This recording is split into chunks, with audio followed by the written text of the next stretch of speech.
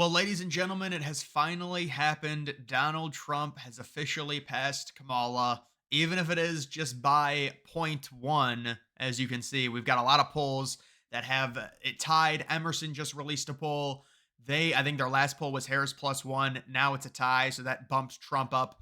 It is kind of funny that Trump finally leads now in the aggregate, even with the Rasmussen Harris plus one poll that came out. And by the way, when Rasmussen releases their final poll, I think it's probably going to be Trump plus two or plus three. They've been pretty consistent with that result. This is just kind of a one off thing where you can see that's a tracking poll along with TIPP. They also recently, I guess today, released a poll that was a tie. A lot of these polls are very, very close, but it is pretty funny.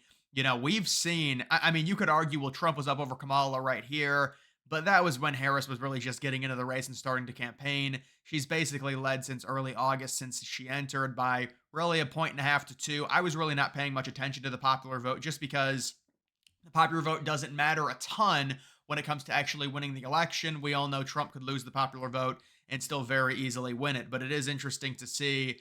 This definitely, we've never seen anything like this. This did not happen anywhere close in 2020 this late. Trump was never winning. Biden was up by 7.8. In fact, I think Biden closed up by like 8 or 9, and then Hillary was up by 5.4. So both in 2020 and 2016, in terms of just the general national polls, it was never ever this close, let alone a Trump lead even by point one. That's why liberals now are coming out and saying, well, she can still win the electoral college by losing the popular vote. They're starting to concede with all of these new polls. You've even got CNN with their final poll saying it's a tie. Emerson, New York Times. You've got some of these other polls, CNBC, USA Today, only a Harris plus one. All of these polls are updating, and even the liberal polls are saying it's basically 50-50 in terms of the popular vote. Now, if you look at the betting, I wanted to see if this updated and maybe Trump, because yesterday it was 60-40 and it still is 60-40. Trump did go up to around 42. Obviously, within the past month, it's been a crazy rise. Trump going up around 14 points from 24% chance to win the popular vote to around 40. This is just the popular vote. Obviously, the general election, it's been around 65-35 for the past week or so, and it still is today. But in terms of the popular vote, we are starting to see significant movement, and people are, even Democrats now, admitting, this is from Axios, that it's looking very bad. And they're saying Harris is going to lose. She's not a good candidate. And then Harris is probably going to have a major meltdown and a huge blow up after, and then blame Walls. And they're going to make Walls the fall guy. But people within the Democratic Party, they're going to be very, very angry at Harris and the way she's done this with her campaign. They had that pathetic Beyonce concert. They got like 30,000 people. They bragged about it. Yeah, you get 30,000 people in a metropolitan city like, what was it, Houston, Texas. Trump gets 108K in a rural city in Pennsylvania. They're not the same.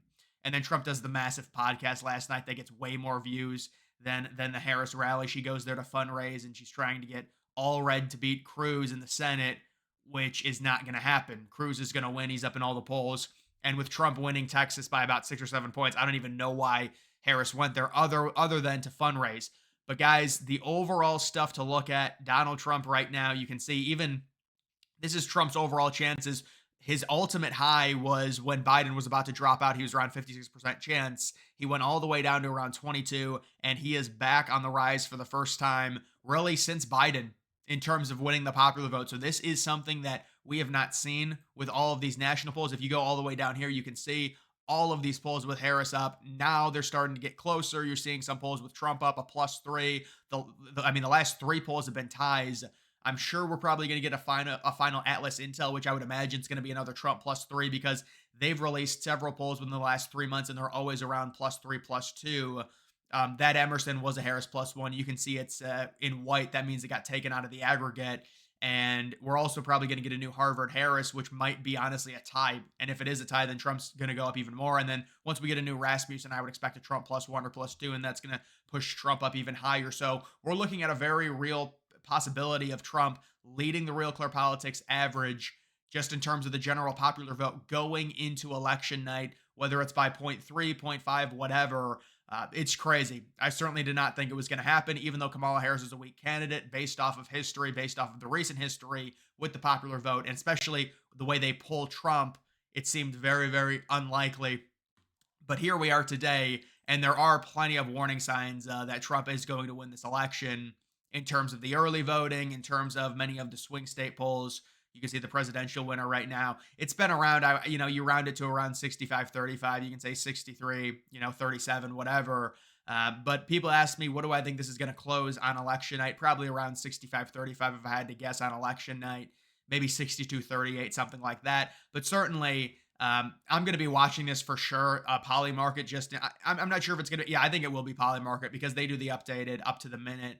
And listen, we're going to be tracking where the betting goes. And if Trump enters the night, the one thing I'm not sure on is New York Times doing the ticker, because I'm also going to follow that if they are. But I don't know if they did it in 2020. But if they are doing it, I think Trump's going to open the night with like, well, New York Times might be different. They might put it at like 50-50. But on Poly Market, I think Trump's going to open the night with like a 62-63% chance to win automatically. And then honestly, I'm guessing Trump is going to get a lot of momentum early on election night.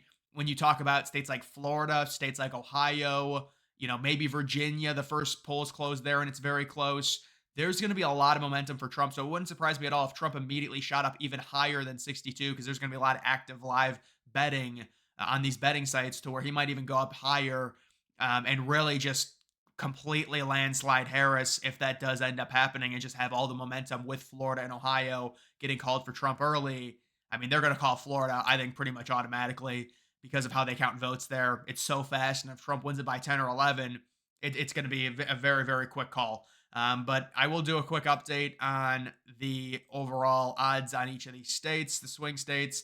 Oh, so it looks like Michigan may be shifting a little bit back to Harris, although Trump still has a 54% chance. It's a toss up right now for sure. Pennsylvania's still at a 60. Wisconsin's at a 57. Yeah, I would agree with this. Pennsylvania and Wisconsin to me are a little bit more conservative than Michigan, although they're all very, very close. You've got Georgia up to a 72. You've got North Carolina at a 70. You've got Arizona at a 72. And you've got Nevada. That's really early voting data. Trump is just trouncing Harris in early voting to the point where it's overwhelming. And so Trump's at a 65% chance. He's gone up 15 points within the last week. Harris right now, I think their entire path, and we'll see what they do this final week in terms of the rallies and stuff, but maybe it's already been announced. I don't know. I mean, we're getting to the point where it is coming up on the final week. I think they're just going to go for broke with the Rust Belt. I think that's her path. I think Georgia's gone. I don't see her making a stop in Georgia. Maybe she goes to North Carolina once, but I think with a huge investment into Pennsylvania. I would not be surprised if her last rally was in Philadelphia, just like Hillary Clinton's was in 2016. And yeah, I think she has to win all of the Rust Belt states, and then hope she also keeps Virginia, and then she'd be at 270. But it's very unlikely, and you're trying to thread the needle at that point when it comes to those states. And then we've also got this. Trump vows to call Putin and Zelensky on election night to start peace negotiations. I don't have to wait until January 20th. And absolutely, this makes total sense. Trump's already had multiple conversations with Zelensky. It's clear Zelensky wants peace. He knows peace is coming if Trump wins. And with Putin, that's the real wild card. What does Putin want? Right now, the current liberal viewpoint is we have to continue this war because if there's any type of peace deal, it's appeasement to Russia. When in reality, they're like, oh, Russia's just going to do it again in 2 years. You can make that argument about any peace deal in history. Oh, one of the sides is just going to go back to war in 2 years. It's a ridiculous argument. The idea is I just don't know what Putin wants because they've sacrificed a lot and they certainly have not gotten what they've want so far in terms of this war. Now, a lot of people are saying that they're just wearing down and waiting out Ukraine. I just wonder what do they want because I do think Ukraine has a little bit of Russian territory right now, but it seems like this war has been at a standstill for a while, and we'll see if Trump can kickstart the peace negotiations right when he wins. And he's saying, "I'm going to call on election night and get things going." And that's certainly what we want. And how great would it be for Trump and his legacy if you get these liberals constantly talking about supporting Ukraine, all these billions of dollars going there, and then Trump just like that. I'm not saying it's going to be that easy, but Trump ends up before even becoming the official president, while he's the elect, they work out some type of peace deal and they've gotten in place for when Trump becomes president. This could be a huge, huge thing. And let's certainly hope something happens in terms of the peace deal although there's a lot of moving parts. It's very complicated because I don't know what Putin wants exactly. It's very hard to say because they've lost a lot. And obviously they're going to want something in return for some type of peace settlement with Ukraine.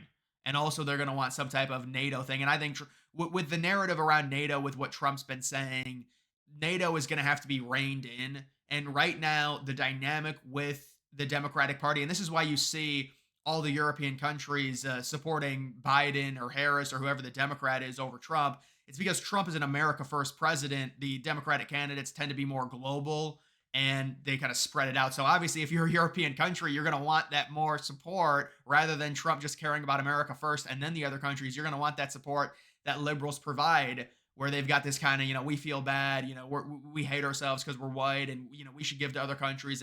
And what Trump is saying is, listen, we have the biggest military. We're responsible for everything when it comes to NATO, and we pay like 70% in NATO in terms of military budget. It's not even close. It's ridiculous. Like, you look at the United States military budget compared to everyone else in NATO, it's totally lopsided. And the reason it's lopsided is because NATO, the original whole agreement was done right around after World War II in like 1949, and they said it was going to last 10 years because of the Soviet Union and their aggression and the amount of land that they owned right after World War II on the eastern side of Europe.